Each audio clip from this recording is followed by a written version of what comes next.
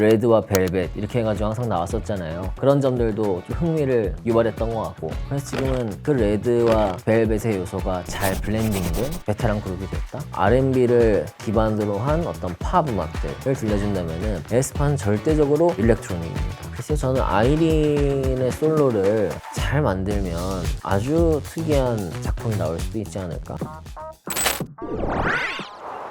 모든 컨셉을 죄다 흡수에 소화시켜버린다는 아이돌계의 소화제 레드벨벳이 6년 만에 정규 앨범으로 돌아왔습니다. 데뷔 9주년을 훌쩍 넘겼지만 팬들이 이들의 컴백을 기다리는 이유는 뻔하지 않은 스토리 때문입니다. 컨셉돌 끝판왕 레드벨벳이 꾸준히 대중들의 인기를 끌고 있는 이유, 이들만이 가진 음악적 매력에 대해 컬처콕이 파헤쳐봤습니다. 문화안의 호기심을 콕 짚어주는 컬처콕, 지금 시작합니다. 우리가 용어를 세계관이라는 말을 써서 그렇지 레드벨벳의 뮤직비디오는 항상 한편의 영화 같은 그런 느낌이 좀 있어요. 그리고 좀 키치한 것들도 있고, 보통 그냥 뮤직비디오를 생각하면 노래하고 춤추고 이게 다인데 레드벨벳 뮤직비디오 중에서는 스토리라인이 있는 것들이 많단 말이에요. 근데 그것도 그냥 일반적인 뭐 연애담, 또 사람 사는 얘기 이런 게 아니라 뭐 누구 하나 죽어나가고 기계가 돌아가고 아니면 뭐 미스테리한 장소에 초대가 되고 뭐 이런 뮤직비디오들이 많았죠. 그러니까는 영상의 팬들, 특이한 컨셉트의 팬들도 레드벨벳 음악과 영상에 많이 매료가 됐던 것 같아요. 저는 항상 레드벨벳이 좋은 음악을 하는 팀이었다고 생각해요. 전 기본적으로 레드벨벳의 음악은 K-팝의 평균 이상을 보여주는 팀이었다는 생각을 하고, 보컬 퍼포먼스도 그렇고 댄스적으로도 그렇고 볼거리와 들을 거리를 다 충족하는 그런 팀이었다. 그런 기본기를 잘 갖추고 있는 팀인데 여기에 컨셉트, 또 스토리텔링, 그리고 또 레드벨벳은 특이하게 레드와 벨벳 이렇게 해가지고 항상 나왔었잖아요. 그런 점들도 좀 흥미를 유발했던 것 같고, 그래서 레드 활동에서는 약간 캐치하고 좀 더 팝하고 밝고 명랑한 그런 음악과 컨셉이 많았다면은 벨벳에서는 조금 더 성숙하고 고혹적이고, 그리고 약간은 톤이 다운되어 있고, 그게 초창기에는 그렇게 좀 구분해서 활동을 하다가 어느 순간부터는 그 두 개가 잘 융화되는 것 같았어요. 그래서 굳이 레드, 벨벳 이렇게 나누지 않아도 그냥 이 작품, 이 음악과 어떤 비주얼 요소가 그냥 레드 벨벳이다 이렇게 보여주는 것 같은 그런 활동을 보여줬는데, 제가 생각할 땐 그게 한 배드보이쯤이었던 것 같아요. 그쯤부터는 굳이 레드와 벨벳을 나누지 않아도 그 두 가지를 다 잘할 수 있는 팀 성장한 것 같고, 이제는 미국에서는 멜로디 색깔이 강한 전형적인 R&B를 받는 가수들이 많이 없다. 왜냐면 이제 음악 스타일이 많이 변했기 때문에. 근데 그런 작곡가들이 와서 한국에서 레드벨벳이랑 작업하고 했었어요. 그런 곡들이 뭐 오토매틱 뭐 이런 곡들이었고, 그래서 그런 걸 볼 때 레드벨벳은 어떤 K-팝의 전형적인 빠른 템포의 어떤 댄스 곡들 이런 것들도 잘 소화하지만은 풍부한 보컬 하모니를 들려주면서 슬로우 템포에서 캐치한 어떤 것들을 보여주는 그런 작업들을 계속 해왔던 거고 하고 있는 거죠.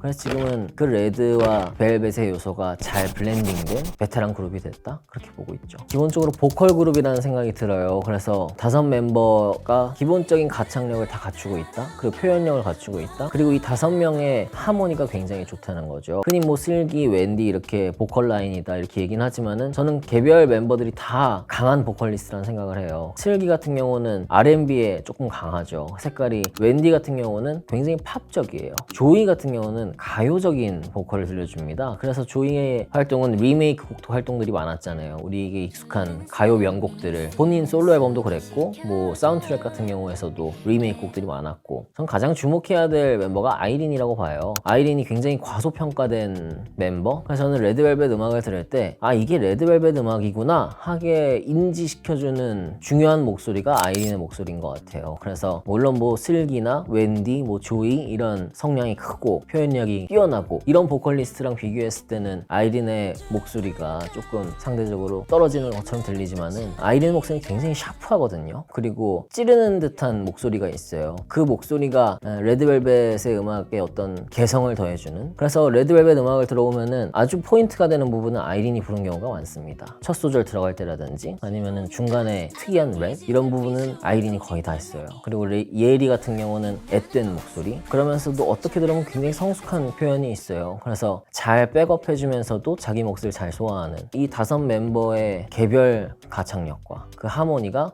전부 다 탁월하다, 저는 그렇게 보고 있습니다. 컨셉트를 잘 소화하는 그런 능력, 물론 뭐 지금 활동하고 있는 그룹들도 나름대로의 컨셉과 스토리텔링과 어떤 아트적인 것들을 보여주지만은 레드벨벳이 거의 10년 동안 활동하면서 꾸준히 보여줬던 게 있단 말이에요. 조금은 약간 뭐 그로테스크한 그리고 좀 미스테리한 그런 컨셉 이미지 이런 걸 봤을 때는 사람들이 이거 되게 레드벨벳 같은데 그런 얘기를 해요. 그래서 이번에 아이브의 베디가 나왔을 때 베디 뮤직비디오를 보면 사람들이 레드벨벳 얘기를 많이 했어요. 꼭 레드벨벳 같다. 사실 어떤 특정 작품을 따라하거나 그런 건 아니었거든요. 근데 그 아이브 베디가 보여주는 어떤 뮤직비디오 속 여러 가지 컨셉들 그리고 설정들 그리고 보여주는 비주얼 요소들 이런 것들이 마치 레드벨벳이 했던 뭔가를 떠올리게 한다는 거죠. 그만큼 사람들에게 레드벨벳만의 어떤 색깔, 경쟁력 이런 것들은 충분히 각인되어 있다는 거. 많은 히트곡들, 히트 레퍼토리를 가지고 있다는 거. 이런 것들도 빠질 수 없는 경쟁력이라고 할 수 있죠. 저는 에스파와 레드벨벳은 전혀 다른 그룹이라는 생각을 하거든요. 그러니까 물론 이제 음악 안에서 어떤 나름대로의 스토리를 만들고 고유의 콘셉트를 보여주고 이런 대전제는 비슷한데 세부로 들어가면은 전혀 다른 거예요. 방향이 완전히 달라요. 그러니까 레드벨벳 같은 경우는 시점이 좀 더 뒤에 있어요. 그래서 어떤 설정이나 뭐 장소나 이런 걸 봤을 때 좀 고풍스러운 대저택 아니면은 80년대 어떤 공포 영화에 나올 것 같은 외딴 주택 같은 뭐 그런 컨셉이 나온다든가 하여간 미래적이진 않죠. 레드벨벳의 어떤 비디오나 이런 걸 봤을 때는. 근데 에스파를 보면은 에스파는 절대적으로 앞으로 가는 그룹이에요. 모든 어떤 설정과 시제 같은 것들이. 그래서 사이버틱하고 공상과학 영화에 나올 것 같은 설정들 이런 것들이 많고 이번에도 드라마 그 컨셉 이미지를 보면은 거인처럼 도시에 이렇게 앉아있고 뭐 미니어처 모양 같은 자동차들이 막 돌아다니고 이런 이미지들이 있었잖아요. 이런 걸 볼 때 레드벨벳과 에스파의 어떤 방향이 너무나 다르고 음악적으로도 레드벨벳은 R&B를 기반으로 한 어떤 팝 음악들을 들려준다면은 에스파는 절대적으로 일렉트로닉입니다. 그래서 이번에 드라마를 낼 때도 카리나가 그런 얘기를 했잖아요. 쇠만 나는 곡이라고. 뭐 이전에 있었던 걸스라든가 뭐 이번에 나온 드라마도 그렇고 넥스트 레벨도 사실 그런 곡 블랙맘마도 그렇고 굉장히 파열음이 있는 음악적인 용어로 하면은 사이퍼팝 뭐 이런 용어를 사용하는 전위적인 전자음악이 아주 강하게 들어간 그런 음악을 베이스로 한 게 에스파 음악이거든요. 그래서 레드벨벳과 에스파의 방향은 완전히 다르다. 사실 이제 앨범 단위로는 아이린하고 예리가 안 나왔죠. 조이 같은 경우는 리메이크 곡이었으니까. 근데 웬디나 슬기의 솔로 앨범을 보면은 SM에서 지금 솔로 앨범을 만드는 방식인 것 같아요. 특별히 흥행에 방점을 두기보다도 이 뮤지션이 잘할 수 있는 음악을 들려준다. 그리고 그 아티스트가 잘 소화할 수 있는 음악과 컨셉을 만들어주는. 저는 조이 같은 멤버가 슈퍼주니어의 규현 같은 역할을 할 수 있다고 보거든요. 우리한테 가장 친근하게 들어올 수 있는 가요 스타일의 곡들 이런 것들을 잘 불러줄 수 있다고 생각하고 아이린과 예리의 솔로가 나올 수 있을 것인가에 대한 좀 관심이 있는 것 같은데 글쎄요 저는 아이린의 솔로를 잘 만들면 아주 특이한 작품이 나올 수도 있지 않을까? 왜냐면 그 멤버 자체가 워낙에 개성이 강한 목소리를 가지고 있고 또 댄스에도 강합니다. 그래서 슬기, 아이린 이 듀엣으로 나왔을 때도 고난이도의 퍼포먼스를 소화했잖아요.